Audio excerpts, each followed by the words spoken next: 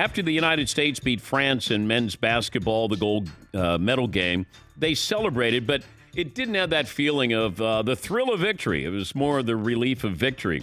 And afterwards, Greg Popovich said he couldn't wait to go back to his hotel and just have a glass of wine.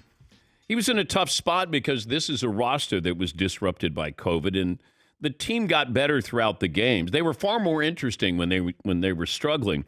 But the rest of the world is catching up. Now, if the United States took its best players, every great player, then it wouldn't be close. The United States, if everybody played, if Steph Curry was there, if LeBron was there, I mean, run down the list of everybody. And I applaud Kevin Durant for wanting to play. Because coming off the Achilles surgery this season, the disappointment of how that season ended with his foot on the line for that three-pointer, but he wanted to go play. And I think that's wonderful. There's a bit of fatigue, I think, with the pro model, it feels like, for our team. I don't want to go back to the college kids playing because then all of a sudden we're going to, we're going to be going, what's wrong with basketball? The kids aren't playing. They're not staying in college where you're getting a seasoned college basketball player. You got everybody who's one and done. Like, we expect the gold. We don't celebrate the gold. And, maybe there's a new generation of basketball players who are going to come in. Kevin Durant was wonderful. This wasn't an exciting team. Aesthetically, you didn't tune in and go, boy, they're a lot of fun to watch. They weren't. But Team USA, I don't know what the roster is going to look like over the next 3 years, but the 2024 games will be here before you know it. And maybe you get Zion in there. There's other players that you hope will be able to come in and be exciting.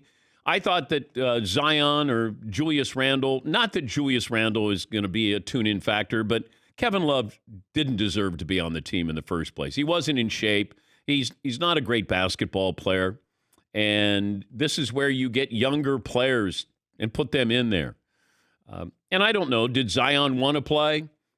But if I have him there, I think there's a little bit more of a tune-in factor. And I think you also have to understand this. This is a TV show. And you want to be interesting. You want to be exciting. And if I'm NBC, who, I'm the broadcast partner here, I want to have excitement here. I want to have the right basketball team there. I want to have these athletes that you're going to tune in to watch. I don't know how much say they have in that, but I would to Team USA, like, hey, let's get some exciting players in there. Kevin Durant's wonderful, but he's not exciting. Dame Lillard, he's wonderful and exciting. But, is Jason Tatum tune-in factor? Drew Holiday, Chris Middleton? And the answer is no. But if Zion's there, then maybe you get a little bit more, and you might watch for a little longer. But you have to factor that in as well. We expect them to win gold, but you want them to be exciting. You want them to be interesting. And they weren't this year. They were more interesting when they were losing to Nigeria and Australia. But Greg Popovich got the gold medal, and I don't know who the next coach of Team USA will be. Probably Steve Kerr, since he's the main assistant for Coach Pop. But in 3 years, what's that roster look like? What's the rest of the world look like, too, as far as their rosters? Yes, McLovin. How about this idea? A 25 and under team or something like that, where you have the young stars. It'd be close. I don't know if that team could win, but would that make it a little more juice?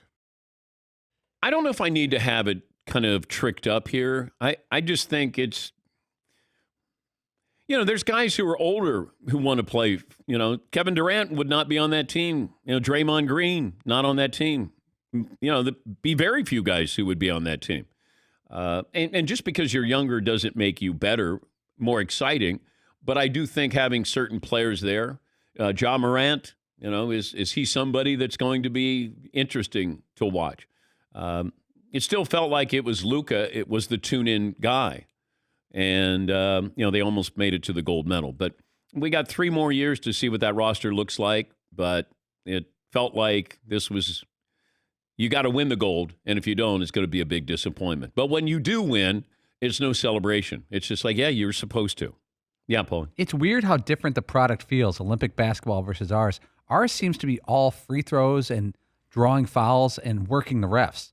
There's no working the refs in the Olympics. They're not listening. They don't talk. They don't engage. You almost wish it was like that in NBA style. Yeah, well, they're trying to do that.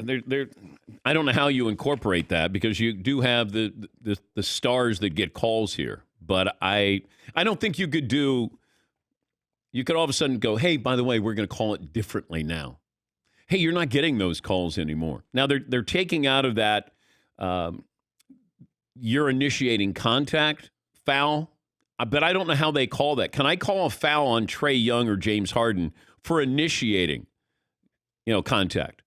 I wonder if they do that where they make it an offensive foul on somebody who's on offense trying to draw contact on the defensive player.